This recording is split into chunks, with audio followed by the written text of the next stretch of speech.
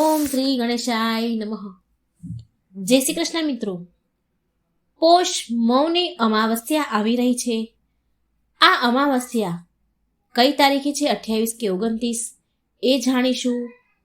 આ દિવસે શું પૂજા વિધિ કરવી એ જાણીશું. આ દિવસે શું દાન કરવું એ જાણીશું. સર્વકાય અને આ દાનનું પુણ્ય શું છે એ પણ જાણીશું. તો વિડીયોને અંત સુધી તમે જરૂર જોજો. આપણે આજે સાંભળીશું કે મૌની અમાવસ્યાનું મહત્વ, મહિમા, ઉપાય. જો તમને આ વિડીયો પસંદ આવે તો લાઈક અને શેર જરૂર કરજો. આ દિવસના ખાસ ઉપાય જાણવા માટે આ વિડીયોને અંત સુધી જરૂર જુઓ. અને જો આ ચેનલમાં તમે નવા છો તો ચેનલને સબસ્ક્રાઈબ પણ જરૂર કરી દેજો. વિડીયો પસંદ આવે તો લાઈક અને શેર પણ જરૂર કરજો. ધન્યવાદ. ઓમ ભાસ્કરાય પુત્રમ દેહી મહાતેજસે ધીમહિ તન્નો સૂર્ય પ્રચોદયાત. સૂર્યનારાયણ દેવની જય. બોલો ભગવાન સૂર્યનારાયણની જય. પોષ માસ એટલે ભગવાન સૂર્યદેવનો માસ, પોષણ કરનારા દેવતાનો માસ. આખા માસમાં સૂર્ય પૂજનનું તો ઘણું મહત્વ છે. જો કે સૂર્ય પૂજા તો નિત્ય કરવી જ જોઈએ. દેવ ઋણમાંથી મુક્તિ મળે છે. અને એમાંય ખાસ કરીને અમાવસ્યાની જો તિથિ હોય તો આ સૂર્યદેવની પૂજાનું ખૂબ મહત્વ છે. દેવઋણમાંથી મુક્તિ મળે છે. અને એમાંય ખાસ કરી અમાવસ્યાની તિથિ જો મહાદેવને અત્યંત પ્રિય છે, જે ભગવાન હનુમાનજીને પ્રિય છે, માતા લક્ષ્મીને પણ બહુ પ્રિય છે આ તિથિ. અને પિતૃદેવને તો ખાસ કરીને અર્પણ છે આ તિથિ.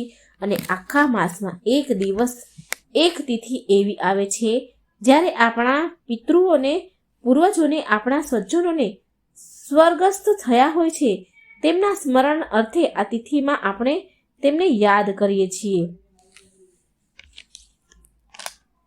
એમના માટે કંઈક કરીએ છીએ. કર્મ, જેને આપણે શ્રાદ્ધ કરીએ છીએ, પિંડદાન, તર્પણ, દાન, પુણ્ય વગેરે કરીએ છીએ, જેથી તેમના આશીર્વાદ પ્રાપ્ત થાય છે અને પિતૃ ઋણમાંથી મુક્તિ મળે છે. માટે અમાવસ્યાની તિથિને ખાસ તિથિ કહેવાય છે. જેમ આપણે પૂર્ણિમા, એકાદશી તિથિને પૂજનીય માનીએ છીએ ને, એવી જ રીતે અમાવસ્યાની તિથિ પણ ઘણી પવિત્ર અને પૂજનીય છે. એમાંય જ્યારે અત્યારે સૂર્ય ઉત્તરાયણ છે, કુંભ મેળો પણ અત્યારે શરૂ થઈ ગયેલો છે, ત્યારે કુંભ સ્નાન અથવા પવિત્ર તીર્થોમાં સ્નાન, દાન, જપનું પણ અધિકથી અધિક પણ વધારે મહત્વ છે. ઉત્તરાયણ સૂર્ય અર્થાત એટલે કે દેવોની જાગૃતિ. જે કાંઈ પણ આપણે દાન, પુણ્ય કે જે કાંઈ શુભ કાર્ય કરીએ છીએ, કોઈ પણ મંત્ર જાપ કરીએ છીએ, આપણે ઈષ્ટદેવ કે દેવી કે દેવતા જે પણ આપણા હોય છે એ સાર્થક થાય છે. કારણ કે સાક્ષાત પ્રભુ આપણી પ્રાર્થના સાંભળે છે. આ સમયે દેવો જાગૃત હોય છે.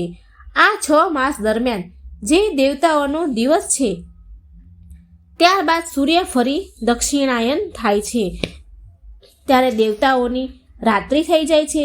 અમાવસ્યાની આ તિથિ દરમિયાન ગંગા સ્નાન કરવામાં આવે તો ઉત્તમ ગતિને પ્રાપ્ત થાય છે. વ્યક્તિના પાપ ધોવાય એવું આપણે બધા કહીએ છીએ, પરંતુ આ સત્ય નથી. પણ જે પાપની મનોવૃત્તિ જે આપણા મનની અંદર, હૃદયમાં છે, તે નષ્ટ થાય છે અને પવિત્રતા ઉદ્ભવે છે. કર્મનું ફળ તો બધાને ભોગવવું જ પડે છે. માટે પણ અમાવસ્યાના દિવસે ભગવાન ન્યાય અને દંડના દેવતા સૂર્યનંદન શનિદેવની પૂજા આરાધનાનું પણ વિધાન છે. માન્યતા એવી છે કે આ પોષ માસની જે તિથિ અમાવસ્યા છે તે મૌન વ્રત માટે ખાસ સાધના સિદ્ધિ માટે મનાય છે. એટલા માટે આને મૌની અમાવસ્યા પણ કહેવાય છે. આજે મૌન ધારણ કરીને ભગવાન વિષ્ણુની પૂજા અર્ચના પણ કરાય છે. અને પિતૃઓ માટે પણ કંઈક પૂજાનું પણ વિધાન છે. મૌન રહીને જે તપસ્યા, સાધના કરાય છે એનું લાખ ગણું ફળ મળે છે. મૌન રહીને જે આપણી આંતરિકની શક્તિ છે, અંદરની જે શક્તિ છે, એનો વિકાસ થાય છે. માટે આ મૌની અમાવસ્યાના દિવસે આપણે મૌન રહીને મંત્ર જાપ કરીએ, મૌન પાળીએ એ ઘણું બધું શુભ છે. હવે જાણીએ કે અમાવસ્યા ક્યારે છે અને પૂજા વિધિ જાણીએ. આપણા હિન્દુ પંચાંગ અનુસાર પોષ માસની અમાવસ્યાની તારીખ 28 જાન્યુઆરી 2025 મંગળવારે લગભગ સાંજે 7:30 એટલે કે 7:30 આરંભ થાય છે. અને આ તિથિ જે પૂર્ણ થાય છે 29 જાન્યુઆરી 2025 બુધવારના દિવસે લગભગ સાંજના 6 વાગ્યાની આસપાસ. રાત્રિની તિથિ અનુસાર જોઈએ તો 28 જાન્યુઆરી 2025 રાત્રિમાં અમાવાસ્યાની પૂજા કરી શકાય છે અને સૂર્યોદયની તિથિ પ્રમાણે જોઈએ તો 29 જાન્યુઆરી 2025 બુધવારના દિવસે અમાવાસ્યાનું વ્રત રખાશે. અમાસનું સ્નાન પણ કરી શકાશે અને અમાસની ઉજવણી પણ કરી શકાશે. આજના દિવસે પવિત્ર નદીમાં સ્નાન, દાન, જપ કરવાથી શુભ ફળની પ્રાપ્તિ થાય છે. બ્રહ્મ મુહૂર્ત લગભગ 5 વાગ્યાથી 6 વાગ્યા સુધીનું રહેશે. આ મુહૂર્ત દરમિયાન જો પવિત્ર તીર્થોમાં જઈને સ્નાન કરી શકાય તો જરૂર કરવું જોઈએ. સ્નાન કરી શકીએ તો પણ આપણે પવિત્ર તીર્થોનું સ્મરણ કરીને ગંગા, યમુના, સરસ્વતી આદિનું સ્મરણ કરીને સ્નાન કરી શકીએ છીએ. જો આપણે તીર્થોમાં નથી જઈ શકતા તો ઘરે બેસીને પવિત્ર નદીઓનું, તીર્થોનું સ્મરણ કરીને સ્નાન કરવું જોઈએ. પરંતુ ખાસ વાત તો એ છે કે જ્યારે આપણે સ્નાન કરીએ, પૂજા કરીએ, તર્પણ કરીએ, પ્રભુને ભોગ લગાવીએ, દાન પુણ્ય કરીએ, તેમાં તલનો ઉપયોગ કરવો શુભ મનાશે. 1 ચપટી તલની, ખાસ કરીને કાળા તલ, જળમાં નાખીને એ જળથી સ્નાન કરવું એ પવિત્ર મનાય છે. સાક્ષાત પવિત્ર તીર્થોના જળનું સ્મરણ કરીને સ્નાન કરવાથી તેમનું જે તત્વ છે, જે પવિત્રતા છે, તે આપણી અંદર આવી જાય છે. પવિત્રતા આપણા જળમાં પણ આવી જાય છે. આ બધો ભાવ, પ્રેમ એ આપણા મનની વાત છે. જે કોઈ મનથી પ્રભુને યાદ કરે છે, સ્મરણ કરે છે, તો તેનો પોકાર, પ્રાર્થના પ્રભુ જરૂર સાંભળે છે. એવી જ રીતે ઘરે બેસીને પવિત્ર તીર્થો, નદીઓનું સ્મરણ કરીને જો સ્નાન કરવામાં આવે તો પણ એનો લાભ અનેક ગણો મળે. તીર્થમાં જાઓ તો અતિ ઉત્તમ છે, પણ ન જઈ શકો તો માત્ર સ્મરણ કરીને પણ સ્નાન કરો તો પણ એનું પુણ્ય ફળ મળે છે. હવે જાણીએ કે આ દિવસે પૂજા વિધિ કેવી રીતે કરવી. આ જે મૌની અમાવસ્યા છે તો આના માટે મૌન પાળવું એ સર્વશ્રેષ્ઠ છે. તેને ખાસ ધ્યાન રાખવું. સવારે વહેલા ઉઠી સ્નાન આદિથી પરવારીને મૌન રહીને આપણે પ્રભુના મંત્ર જાપ કરતા રહેવું. બોલવું પડે, કદાચ આપણી પોઝિશન બોલવું પડે એવી હોય તો ઓછું બોલવું, એવો ભાવ રાખવો. મૌની અમાવસ્યાના દિવસે સવારે વહેલા ઉઠી સ્નાન કરી શુદ્ધ વસ્ત્ર ધારણ કરી સૂર્યનારાયણને જલ અર્ધી આપી. અર્ધી આપતી વખતે પણ ચપટી તલ અવશ્ય જળમાં ઉમેરવા. જો કોઈ તાંબાનું વાસણ, આપણી પાસે તાંબાનું વાસણ, માટીનું વાસણ કે ચાંદીનું વાસણ કે પિત્તળનું વાસણ છે તો એનો ઉપયોગ કરો. અને જો આ વાસણ ન હોય તો 2 હાથથી ખોબો ભરી, જળની અંજલિ ભરી અને તેમાં ચપટી તલ સાથે સૂર્યનારાયણ દેવને અર્ધ્ય આપવું અને પિતૃઓનું સ્મરણ કરવું. જો ગાયત્રી મંત્ર જપી શકાય તો જપવા, અથવા તો ઓમ સૂર્યાય નમઃ આ મંત્રનો જાપ કરી શકાય છે અને અર્ધ્ય આપવું. ત્યાર પછી આપણા ઈષ્ટ દેવી કે દેવતા છે જે આપણા મંદિરમાં બિરાજમાન છે તેમની પૂજા કરવી. સાફ સફાઈ રાખવી. ઘરમાં પણ સાફ સફાઈ કરીને ઘરના ઉંમરે દીવો પ્રગટાવો. અમાસના દિવસે ખાસ પિતૃઓ માટે ખાસ દાન પુણ્ય કરવું. આજે પીપળાના વૃક્ષનું બહુ પૂજન મહત્વનું છે. આજે પીપળાનું વૃક્ષ જે સર્વ દેવમય છે, તેમાં માતા લક્ષ્મી સહિત ભગવાન વિષ્ણુ બિરાજમાન છે, એમનો વાસ છે અને પિતૃઓનો પણ વાસ છે. માટે પીપળાના વૃક્ષને જળ અર્પણ કરવું, તલ મિશ્રિત જળ અર્પણ કરવું અને સૂતરના દોરાથી 7 પરિક્રમા અથવા તો 108 પરિક્રમા કરી શકાય છે. પિતૃદેવનું સ્મરણ કરવું, દીપ દાન કરવું, મીઠાઈનો ભોગ લગાવો, તુલસી ક્યારે તુલસીજીની પૂજા કરવી, ખાસ કરીને ગાય માતાની સેવા કરવી, પશુ પક્ષીઓને ચણ પાણીની વ્યવસ્થા કરવી. પિતૃ નિમિત્તે પણ આપણે બ્રાહ્મણોને દાન દક્ષિણા આપી શકાય છે અથવા જરૂરિયાતમંદને જે કાંઈ આવશ્યકતા હોય તે પ્રમાણે દાન કરવું. જે તમારી શક્તિ હોય એ પ્રમાણે દાન જરૂર કરવું જોઈએ. આજે લોકો અમાસનું વ્રત પણ રાખે છે. આ અમાસનું વ્રત માં બહુચર માને પણ સમર્પિત છે. બહુચર માની 3 અમાવસ્યાનું વ્રત ઘણી બધી સ્ત્રીઓ રાખે છે. આજે મૌની અમાવસ્યા છે, માટે મૌન પાળીને ભક્તો વાણીનું સંયમ કરે છે. આત્માની શુદ્ધિ થાય છે. જીવનમાં શાંતિ, સુખ, શાંતિ, સમૃદ્ધિ પ્રદાન થાય છે. અમાવસ્યાનું વ્રત મોક્ષ આપનાર છે. ભગવાન મહાદેવની આજે ખાસ પૂજા થાય છે. જો આપણે ઘરના મંદિરમાં નાનું શિવલિંગ હોય તો એની પણ પૂજા કરી શકાય છે અને શિવાલયમાં જઈને ભગવાન ભોળાનાથ મહાદેવના દર્શન પણ કરી શકાય છે. ત્યાં પ્રભુની પૂજા અર્ચના પણ કરી શકાય છે. શિવજીની પૂજામાં ખાસ કરીને ગંગાજળ કે શુદ્ધ જળ કે કાચું દૂધ મળે તો સારું, અને જો ન હોય તો માત્ર જળથી મહાદેવની પૂજા કરવી. કાળા તલ સમર્પિત કરવા, વિવિધ ફૂલો પુષ્પો મહાદેવને ચડાવવા, બેલીપત્ર જેવા. આ ઉપરાંત ભગવાન મહાદેવની સામે એક આખું શ્રીફળ સમર્પિત કરાય છે. ધૂપ દીપ અને નૈવેદ્યમાં ભાત ચોખાની ખીર બનાવી શકાય છે, અથવા તો મિષ્ઠાન અથવા જે અત્યારે સિઝનેબલ ફળ ફળાદી મળતા હોય એ શિવજીને સમર્પિત કરી શકાય છે. પછી ભગવાનની આરતી ઉતારવી, પ્રભુની સામે આપણા અપરાધોની ક્ષમા માંગવી. આપણે હાલતા ને ચાલતા ક્યારેક ને ક્યારેક પાપ તો આપણાથી થઈ જ જતા હોય છે, જાણે કે અજાણે. તો આપણા પાપોની માફી માંગવી અને આપણી મનોકામના જે કંઈ હોય એ ભગવાન આગળ પ્રાર્થના કરવી. આપણું જીવન મૃત્યુ સફળ થાય અને પુત્રદેવની કૃપા થાય અને પિતૃઓની ગતિ શુભ થાય, તેમને મોક્ષ પ્રાપ્ત થાય એવી મહાદેવને પ્રાર્થના કરવી. કેમ કે મહાદેવ ભૂતનાથ છે, દેવોના દેવ મહાદેવ છે. એ તો ભૂતોના અધિપતિ દેવતા છે. માટે પિતૃદેવના મોક્ષ અર્થે ભગવાન મહાદેવને પ્રાર્થના કરાય છે. આજે અમાવસ્યાની તિથિ દેવી લક્ષ્મીજીને પણ સમર્પિત છે, માટે આજે લક્ષ્મી પૂજા થાય છે. લક્ષ્મીજીનું શ્રી યંત્ર સ્થાપિત હોય તો તેની પૂજા પણ કરી શકાય છે. લક્ષ્મી યંત્ર સાથે શ્રી નારાયણની પણ પૂજા કરી શકાય છે. લક્ષ્મી નારાયણનું પણ ધૂપ દીપ નૈવેદ્ય વગેરેથી પૂજા કરાય છે. હનુમાનજીના મંદિરમાં જઈને ચોલા ચડાવી શકાય છે. હનુમાનજીને વસ્ત્ર ધૂપ દીપ નૈવેદ્ય, ચમેલીનું તેલ, આંકડાના પુષ્પની માળા અને પ્રભુની સામે મીઠાઈનો ભોગ લગાવાય છે.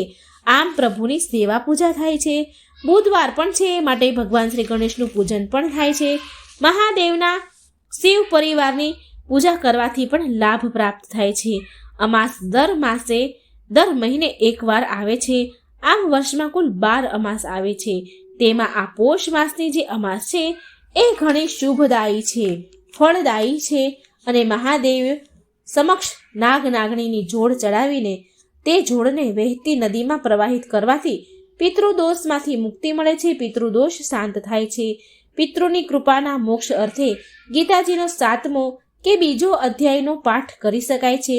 વિષ્ણુ સહસ્ત્ર નામ પાઠ કરી શકાય છે. કારણ કે 2025ની આ અમાવસ્યા પ્રયાગરાજમાં મહાકુંભ મેળો આરંભ થઈ ચૂક્યો છે. તે ઘણો શુભ છે અને એટલે અમાવસ્યા વધારે શુભ મંગલમય બની જાય છે.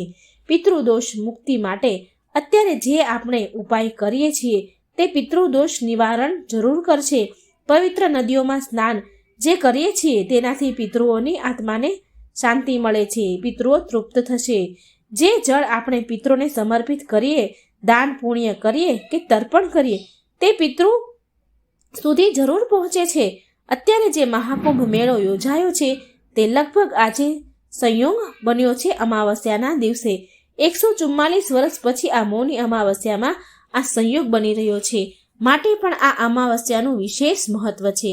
જ્યારે દેવો અને દાનવો સમુદ્ર મંથન થયું હતું અને સમુદ્ર મંથનમાંથી 14 રત્ન નીકળ્યા હતા, તો તેમાંથી 14 રત્નમાં એક અમૃત પણ હતું. તે અમૃતની એક બૂંદ ટીપા તે અમૃતના કળશ તે ગરુડજી લઈ જતા હતા, ત્યારે તે અમૃતની બૂંદ આ જળમાં પડી હતી. તે આ જ સમય હતો અને આ જ સંયોગ 144 વર્ષે બન્યા છે. અને ગંગા મૈયામાં એટલે જ અત્યારે સ્નાન કરાય છે. એટલા માટે જ અત્યારે કુંભનો મેળો આયોજિત થાય છે, જેથી એ જળમાં સ્નાન કરવાથી અમૃતમય જે તત્વ છે તે આપણામાં પ્રવેશ કરે છે. આ અમાસના દિવસે કાળા તલ, સફેદ પુષ્પ, કુશળ એટલે કે ઘાસ લઈને પિતૃનું સ્મરણ કરવું જોઈએ અને 3 અંજલિ આપવી જોઈએ. 3 અંજલિ આપતી વખતે તસ્મૈ સુધા, તસ્મૈ સુધા, તસ્મૈ સુધા આમ કહીને નદી કે તળાવના કિનારે તર્પણ કરવું જોઈએ. આમ કરવાથી પિતૃ પ્રસન્ન થાય છે. પિતૃદોષમાંથી મુક્તિ પણ મળે છે અને સુખ સમૃદ્ધિ ઘરમાં આવે છે. આ મૌની અમાવસ્યાના દિવસે જે આપણે પિતૃનું કાર્ય કરીએ છીએ, દાન પુણ્ય કરીએ છીએ, તો તેનો લાભ શું છે? તો તો એ હું તમને સમજાવું. પવિત્ર તીર્થમાં સ્નાન કરવાથી પાપોમાંથી મુક્તિ મળે છે, એટલે કે મન પવિત્ર થાય છે. અને પિતૃ નિમિત્તે પિંડદાન કે તર્પણ કરવાથી પિતૃદોષમાંથી મુક્તિ મળે છે, સુખ સમૃદ્ધિ પ્રદાન થાય છે. દાનનું મહત્વ પરંપરા આપણા વર્ષો જૂની છે. જે કોઈ વ્યક્તિ સમર્થ છે તે અસમર્થ લોકોને દાન અવશ્ય આપે છે, જેથી તેમનું જીવન નિર્વાહ થઈ શકે છે. એકબીજાને મદદ કરતા રહેવાથી કર્મની શુદ્ધિ પણ થાય છે. આજના દિવસે ગરમ વસ્ત્ર, અન્ન, ધન અને તલનું દાન જીવનની દરેક બાધામાંથી મુક્તિ પ્રદાન કરાવે છે. અન્ન અને ધનના દાનથી ઘરમાં સુખ આવે છે. આર્થિક તંગી હોય તેથી છુટકારો મળે છે એનાથી, અને પિતૃદોષમાંથી પણ મુક્તિ મળે છે. આજે તલનું દાન કરવાથી સ્વાસ્થ્ય સુખ લાભકારી રહે છે.